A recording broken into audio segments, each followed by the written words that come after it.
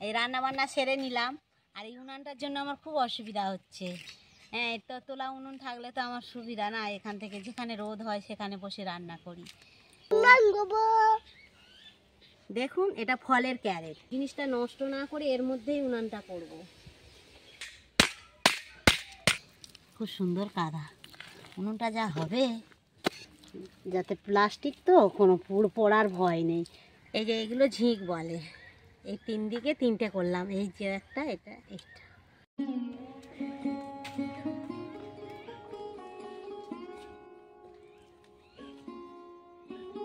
সব সময় গ্যাসে রান্না করি না, উনানেই রান্না করি। আর বিশেষ করে এই শীতের সময় উঠানের মধ্যে আমরা উনুন কাটি, জোড়া পাকা, 3 পাকা, 4 পাকা, 1 পাকা, বিভিন্ন রকমের উনুন করা হয় যাতে তাড়াতাড়ি আমাদের রান্না হয়ে যায়। জ্বালনে, খড়ের জালে, পাতার জালে রান্না হয়। আর সব রকম উনুন করা আছে, জোড়া পাকা আছে, ছাড়া পাকা আছে, পাইপ উনুন আছে। কিন্তু আমার দরকার এখন একটা 1 পাকা তোলা উনুন, 1 পাকা, যেখানে সেখানে রেখে আমি রান্না করতে পারবো। দেখুন, এটা ফলের ক্যারেট, প্লাস্টিকের যে ফলের ক্যারেট হয়, আপনারা সবই জানেন, ক্যারেটটা দেখলেই বুঝতে পারবেন। আর এগুলো ফল সমেত বা টমেটো, বিভিন্ন রকমের সবজি সমেত বিক্রি হয়। জিনিসটা নষ্ট না করে এর মধ্যেই উনানটা করব। চ্যানেলে যদি নতুন হন, চ্যানেলটিকে সাবস্ক্রাইব করবেন। এখানে মাটি রয়েছে, এখান থেকে আমরা সবসময় নাতা টাতা দিই, তো মাটি নিয়ে যায়। আর মাটিটা খুব সুন্দর চিট, এখান থেকে আমি মাটি নিয়ে উনানটা বানাবো। প্রথমে এই মাটিগুলো নিয়ে আমার ক্যারেটটা ভরতে হবে।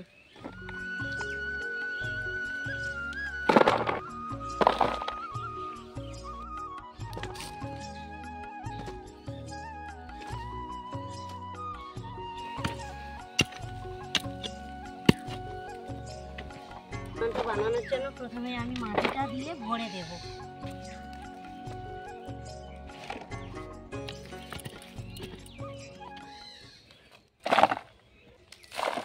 এই যে মাটি নিয়েছি, এই মাটিটা আমি নিলাম, এর মধ্যে আমি জল ঢেলে দেবো, দিয়ে একটু মাটিটা ভিজে যাবে, তারপরে আমি উনুনটা তৈরি করব।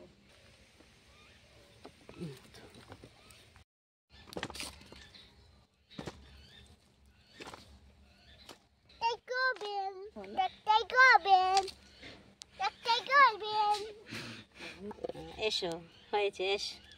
হ্যাঁ, হয়ে যাবে। তুমি পারবে না মা? উনান হবে। হ্যাঁ,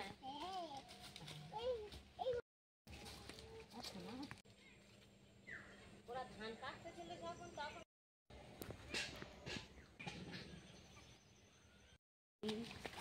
বল আমি ভালো, বলো।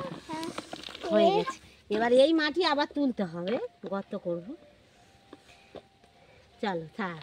হ্যাঁ, জলটা ঢেলে দিই আমি।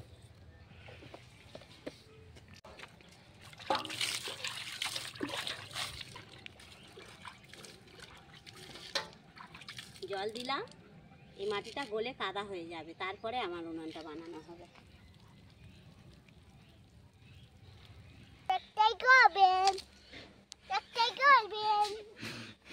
সেই দিনকে, আগের দিনকে আমি মাটি ভরে রেখেছিলাম। এখন আমি উনুনটা কিভাবে বানাচ্ছি সেইটা দেখবেন আপনারা। এই রান্না বান্না সেরে নিলাম। আর এই উনানটার জন্য আমার খুব অসুবিধা হচ্ছে। হ্যাঁ, তো তোলা উনুন থাকলে তো আমার সুবিধা, না এখান থেকে যেখানে রোদ হয় সেখানে বসে রান্না করি। তাই আজকে সময় হলো, রান্না বান্না সেরে নিলাম, নিয়ে আমি এখন উনুনটা করব। প্রথমে একটু ভালো করে খালা করে গর্ত খুলে নাও। এই যে এই মাটিটা তুলে নিচ্ছি, এই মাটিটায় জল দিয়ে কাদা বানাবো, কাদা তৈরি করব, করে উনানটা বানাবো।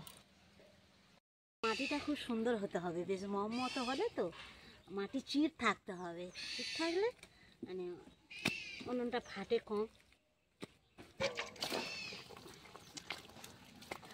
কাদাটা খুব মতো, খুব সুন্দর কাদা, উনুনটা যা হবে। কেটে মাটিটা তুলে নিয়েছি, এবার আমি কাদাটা চাপাবো করে নিই। আমার শাশুড়ি মার থেকে আমি ওই উনুন করা শিখেছি। জোড়া পাকা, ছাড়া পাকা, এইগুলো মাটি পুরো করে দিলাম, যাতে প্লাস্টিক তো কোনো পুড় পড়ার ভয় নেই, গলে যাওয়ার ভয় নেই।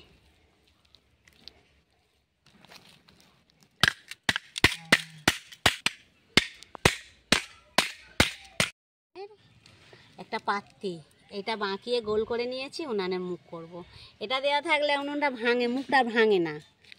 এমনিতে মুখ হাঁড়ি ভাঙার মুখ দেওয়া যায়, মাটির কলসি ভাঙার মুখ দেওয়া যায়। এটা আমি পেয়ে গেছি পাত্তিটা, তাই এটা আমার খুব সুবিধা হলো। এইটাই দিলাম। এখন এর চারধারে কাদা দেব। এই হাইটে উনুনটা হবে।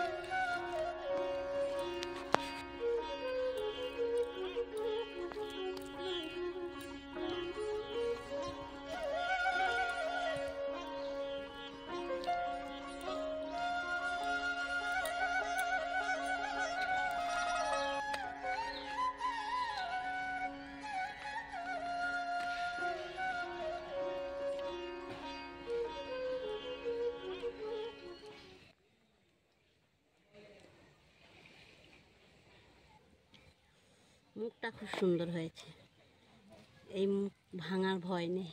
আজকের আমি এখানেই শেষ করলাম। আর একদিন একটু অল্প কাদা দিয়ে ঝিঁকগুলো দেব, দিলে আমার উনুন রেডি।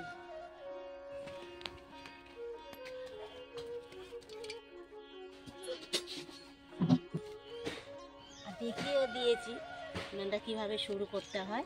আর আজকের আমি এই একটু ঝিঁক দেব, দিয়ে উনুনটা একদম কমপ্লিট করে দেব। আর পরের দিন এই উনানে আমি রান্না করব।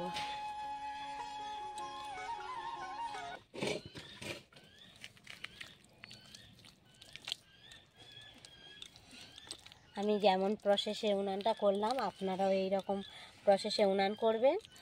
খুব অল্প জ্বালনে রান্না হয়ে যাবে। এই যে এগুলো ঝিঁক বলে। এই 3 দিকে 3টে করলাম, এই যে একটা, এটা এইটা।